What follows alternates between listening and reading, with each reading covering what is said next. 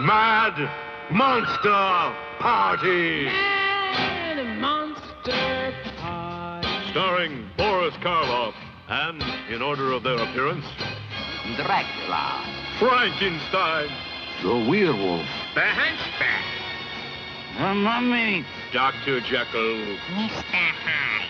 and in order of his disappearance, the Invisible Man. also starring Phyllis Diller as the hostess with the least. Mad Monster Party!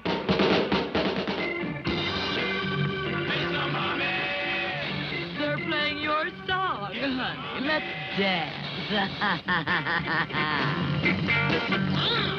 It's a come-as-you-are party that's out of this world. You don't get invited. You get committed. It's a psychedelic scary. With the grooviest ghouls of all time. Mad Monster Party!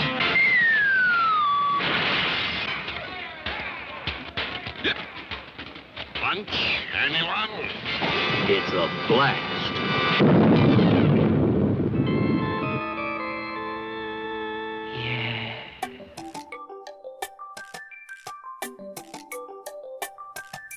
Hello, my name is Michael, and I obsess. I come across something that grabs me and I consume until I can't take anymore, and then I'm on to the next. Some obsessions last a week, others a lifetime. It is my intention to explore these obsessions with you as they occur while the passion is hot. Welcome to Eclectic Obsessions.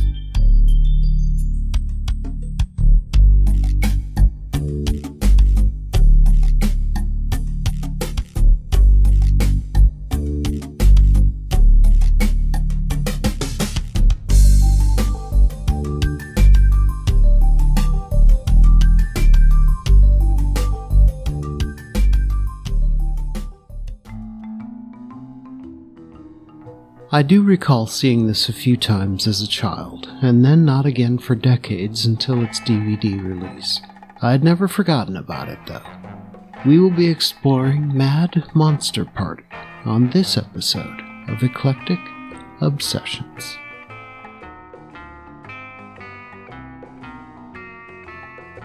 Mad Monster Party is a 1967 American stop-motion animated musical comedy film produced by Rankin Bass Productions for Embassy Pictures. The film stars the voices of Boris Karloff as Baron Boris von Frankenstein, Gail Garnett as Francesca, Phyllis Diller as the monster's mate, and Alan Swift as Felix Franken, Count Dracula, Fang, the Werewolf, the Hunchback of Notre Dame, the Invisible Man, Dr. Jekyll and Mr. Hyde, and It. In addition to supporting characters Yetch, the Skeleton, Mafia Machiavelli, Mr. Cronkite, the Freighter Captain, the First Mate, and the Mailman. Although less well known than the Rankin Bass holiday specials, it has become a cult film. Classic monster films were enjoying a resurgence in popularity in the late 1960s, along with more comedy-centered examples, The Addams Family and The Munsters. This campy film is a spoof of horror themes, complete with musical numbers and inside jokes. In order to keep expenses down, the film's producers didn't want to pay royalty rights for the use of the names King Kong, Frankenstein's Monster, The Bride of Frankenstein, Quasimodo, and The Creature from the Black Lagoon. That's why the characters, though recognizable, are all called by different names, i.e. King Kong's It, Frankenstein's Monster is Fang, The Bride of Frankenstein is simply the monster's mate. Quasimodo is called the Hunchback of Notre Dame, and the creature from the Black Lagoon is called simply Creature. The names Count Dracula and the Invisible Man were in the public domain at the time of production, and as no fees were required for their use, they appear in the film.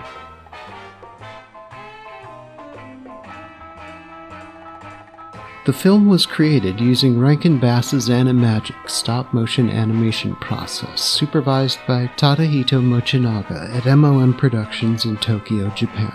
The process involved photographing figurines one frame at a time, then repositioning them, exposing another frame, and so forth. Known as stop-motion animation, it was the same approach used in RKO's King Kong, Art Clokey's Gumby, and Davy and Goliath, and many other films, commercials, and TV specials. Mad Magazine creator Harvey Kurtzman penned the script, with writer Len Korobkin and Mad artist Jack Davis designed many of the characters and sets. Davis was a natural for the job, being famous both for his humor work and his monster stories in the pages of EC Comics. Forrest J. Ackerman's famous Monsters of Filmland magazine was just as essential reading at the time as Mad, and for much the same audience. It only made sense considering the story at play that Ackerman would be brought in as well to do some of the uncredited work on the screenplay, adding a number of sly movie in-jokes, like the werewolf dressed in gypsy garb. They even hired Frank Frazetta, whose lush, hyper-realistic fantasy art had graced the covers of countless pulp novels, to design the poster. In addition to the famous monsters seen in the film, Mad Monster Party also features several celebrity likenesses. Karloff and Diller's characters are both designed to look like the actors portraying them, while Baron Frankenstein's lackey, Yetch, is a physical and vocal caricature of Peter Lorre. Swift also performs impersonations when voicing his characters, such as James Stewart when voicing Felix, Sidney Greenstreet as the Invisible Man, and Charles Laughton as the freighter captain. Mad Monster Party was one of several family-friendly projects Karloff lent his voice to in his final years, including the 1966 television adaptation of How the Grinch Stole Christmas. It was his final involvement in a production connected to the Frankenstein mythos that had propelled him to stardom some 3 decades earlier.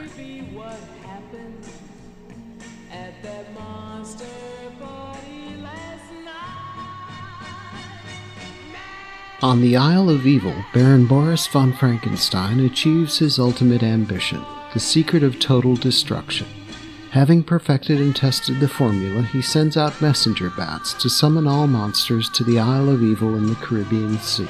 The Baron intends to inform them of his discovery and also to reveal his imminent retirement as the head of the worldwide organization of monsters.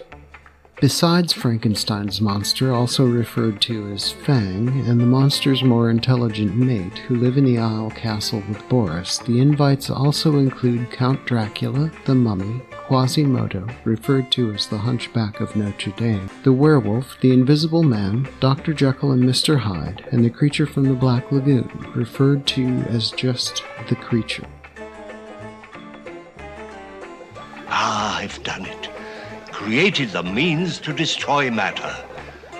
They must all know that I, Baron von Frankenstein, master of the secret of creation, have now mastered the secret of destruction. The invitations must be sent at once. Oh, what a fine party we'll have when they all arrive. Eh, my boy?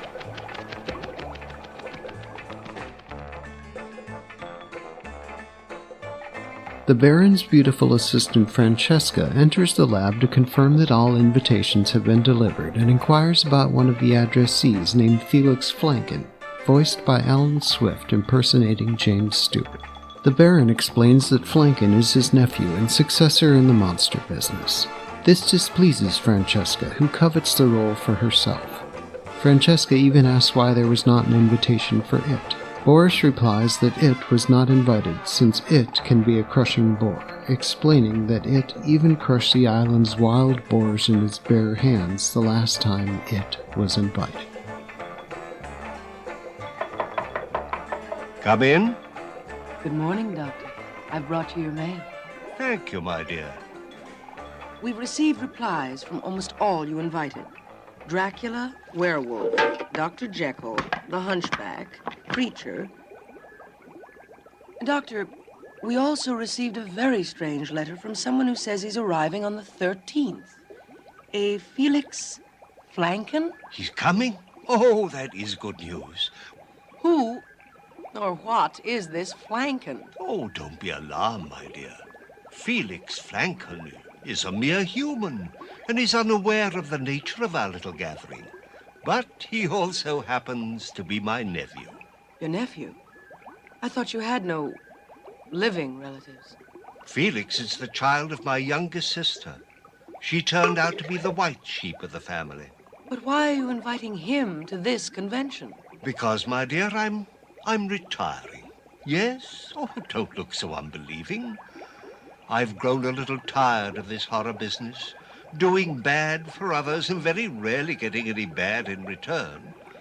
And now that I've mastered my greatest discovery, I'd like to retire while I'm on top. I shall turn over all my secrets to Felix, including my last great one, and then present him to the convention as my successor.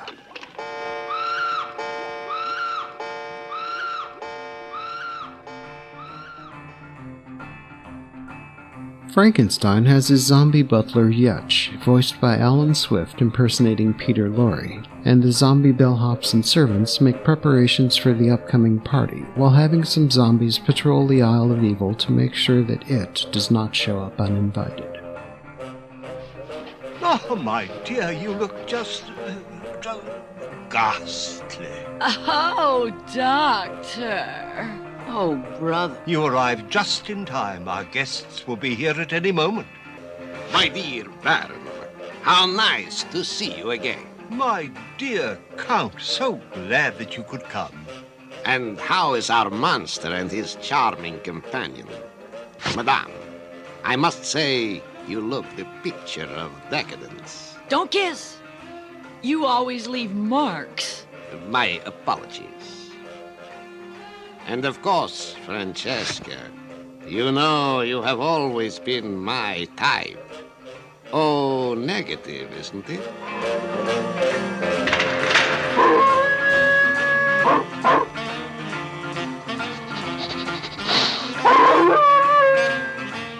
Ah, Werewolf. Delighted you're here, Weir. Wolfie, you old dog!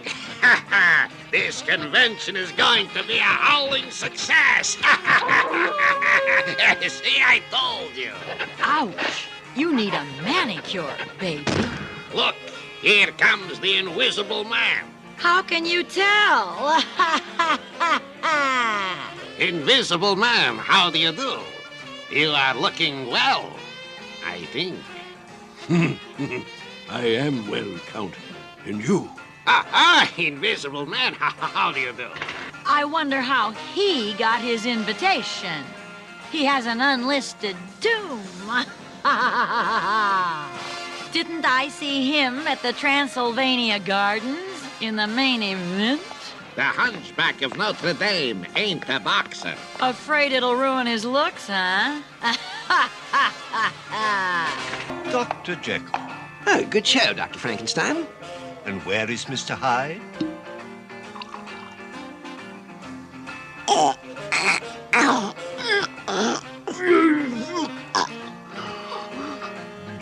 Good show, Dr. Frankenstein.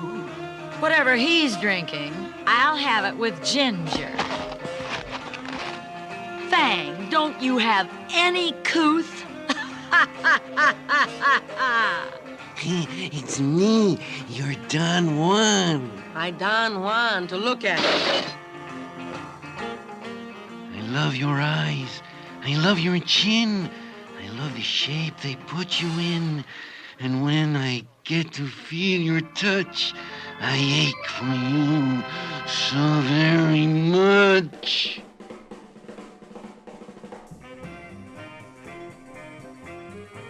When Felix proves to be an incompetent asthmatic and unsuitably kind-hearted human, the monsters plot to eliminate him and gain control of the secret formula. As your leader, I have called you from the four corners of the earth to witness my greatest and latest discovery. I have the secret to the formula which can completely destroy all matter. A few drops from this vial and dematerialize anything, anybody, any place.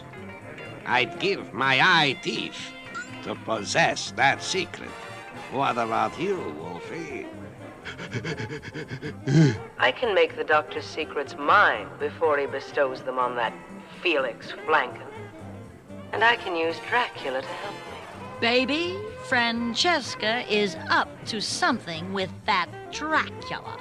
They both bear watching. Besides, it's her own fault for thinking so loud. I also wish to tell you that I am resigning as your leader.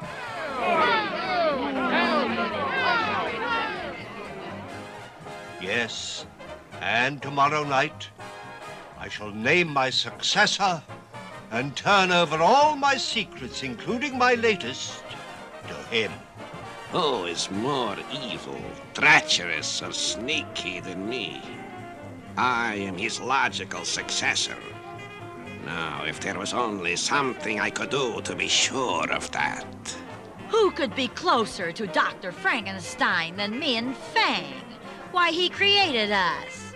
Francesca. I'll see to it that she's not his successor. The night is still young. Enjoy yourselves. Have a frightful time, and I shall see you all tomorrow. Over time, Francesca develops feelings for Felix after he unknowingly saves her multiple times. Everything was fine until you came to this island. Now you've ruined everything, and I hate you, I hate you, I hate you! Francesca, I'm sorry. I didn't know. Francesca. Oh, the shock. You're hysterical. Calm down. I hate to do this. Oh! I'm sorry about that. Oh, Felix. Oh, you're not mad? Oh, Felix. I think you're still hysterical.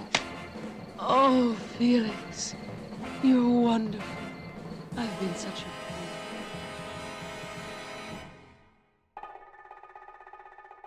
As Dracula, Frankenstein's monster, and the monster's mate descend upon Francesca, she sends out a letter via messenger bat to an unknown recipient.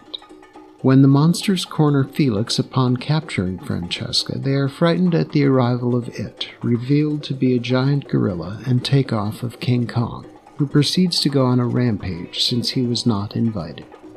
It snatches up the monsters and Francesca, on whom It has developed a crush. Felix, darling, we've got to get off this island in a hurry. Why?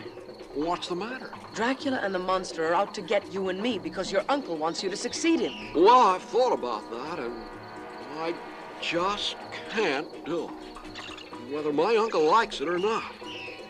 I'll just tell them that. They won't listen to you or your uncle now. They've already gone too far. Besides, something much more horrible and deadly will be threatening this island soon. What? Never mind. We've got to leave here now.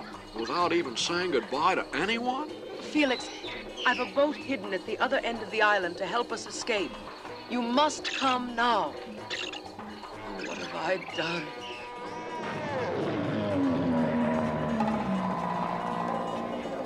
Yes, all right. And now you overgrown chimpanzee. You've caused me anguish for the very last time. And all of you with your jealousies and your hates. You wanted my vial. You killed my nephew for it. Now you shall see that Baron von Frankenstein is not one to cross. True, you won't see it for too long a time, but for 1 second. Oh, boy.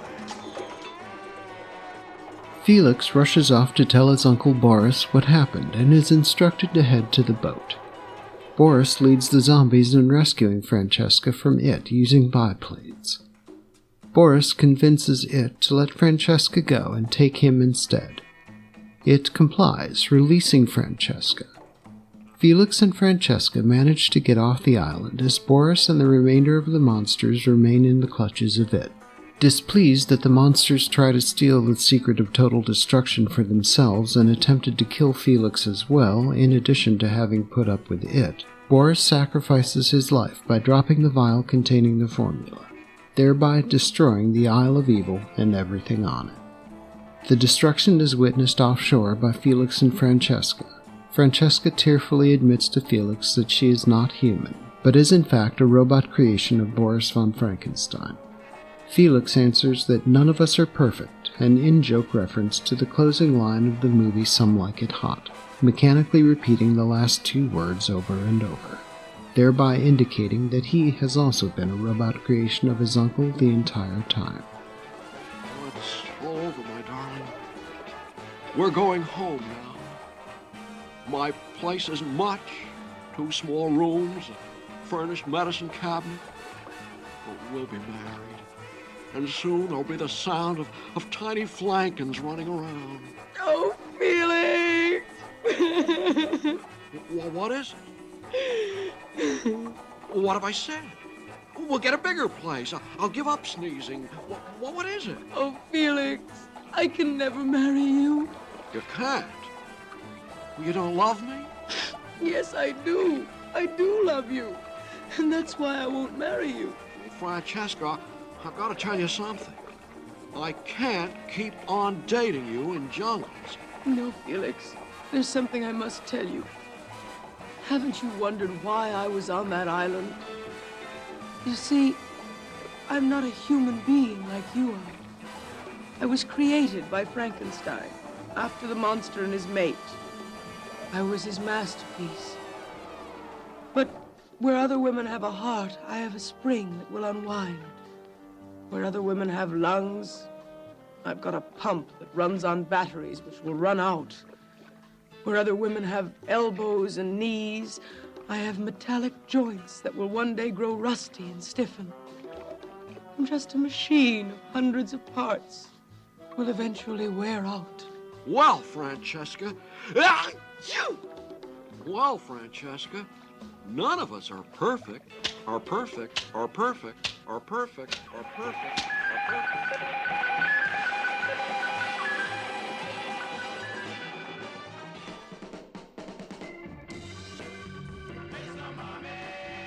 Although the opening credits identify Ethel Ennis as singing the opening theme song, and, in the same time, a soundtrack being available on RCA Victor, a commercially released soundtrack was never produced at the time.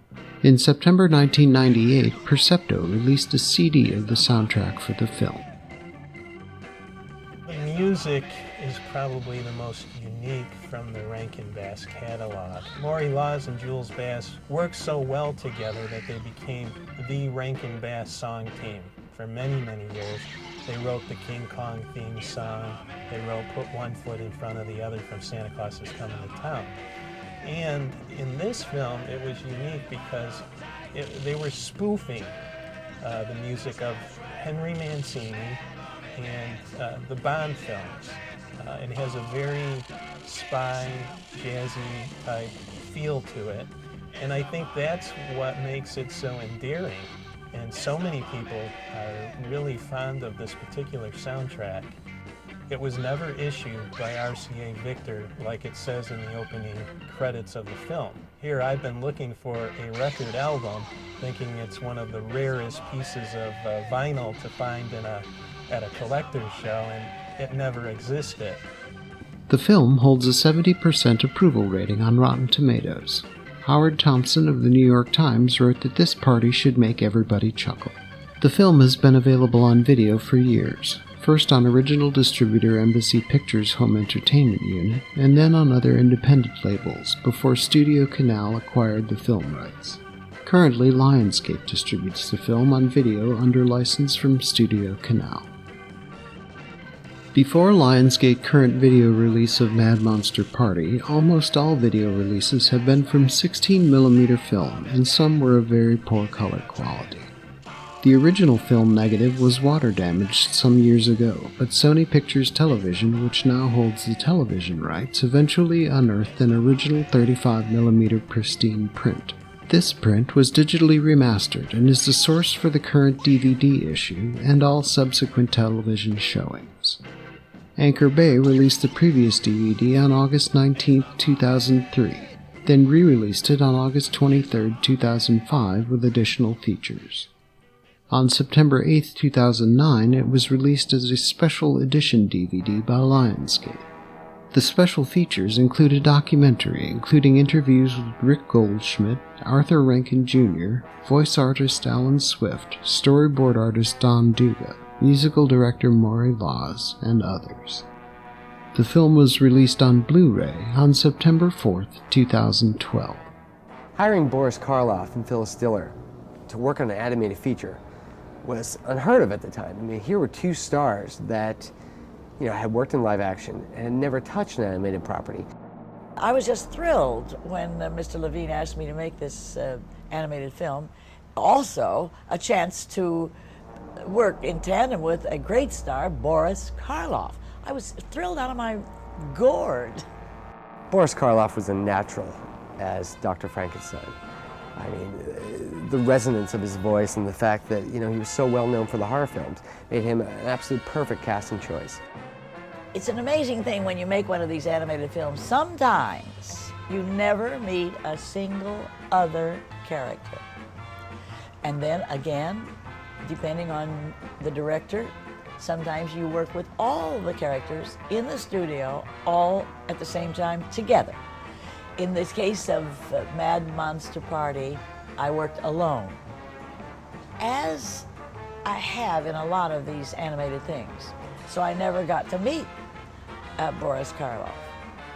What's interesting is that everybody knows the Rankin Bass holiday specials, Rudolph the Red-Nosed Reindeer, Frosty the Snowman, and they've loved them. I mean, they play every year, and there really is a warmth to the stop-motion characters. And to be able to see Mad Monster Party, which most people don't know even exists, to be able to bring this back and say, look, here's what Rankin Bass can do when they've got a full feature-length film and get their hands on a couple of monsters. I mean, it's really remarkable that this film has been reissued and, is once again available. In September 1967, Dell Publishers released the comic book version of this film. Priced at 12 cents, it was 36 pages long, in color, and featured 3 stills from the movie on the cover.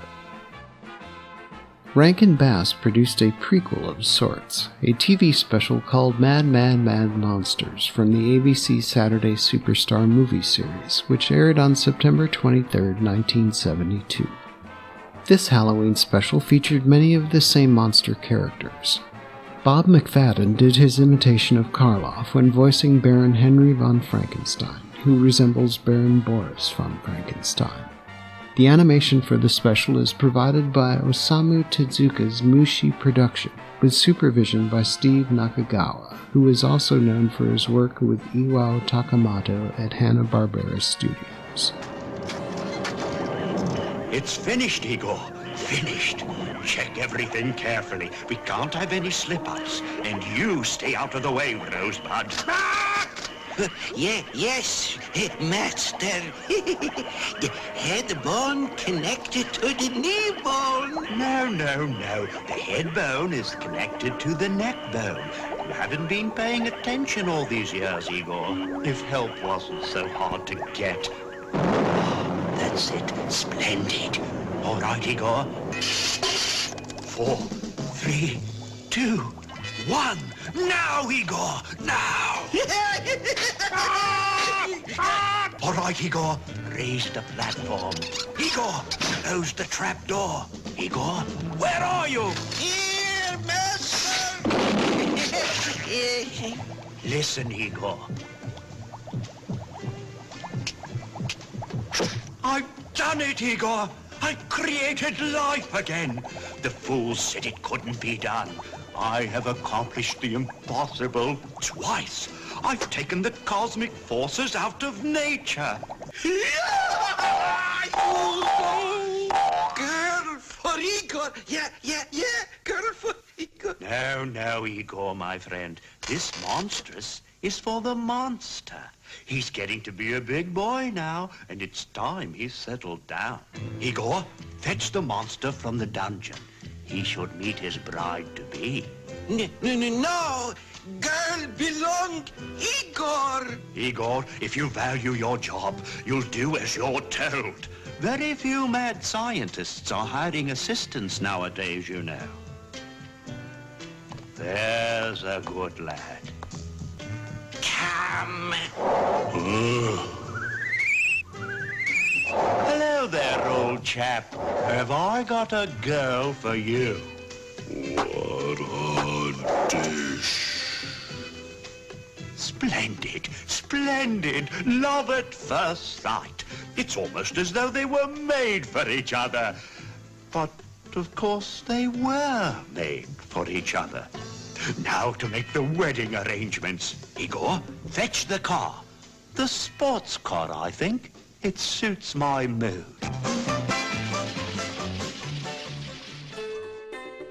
In and amongst the great finger-popping late 60s jazz score and lots of food references, there are plenty of the expected groan-inducing dumb kids monster jokes here.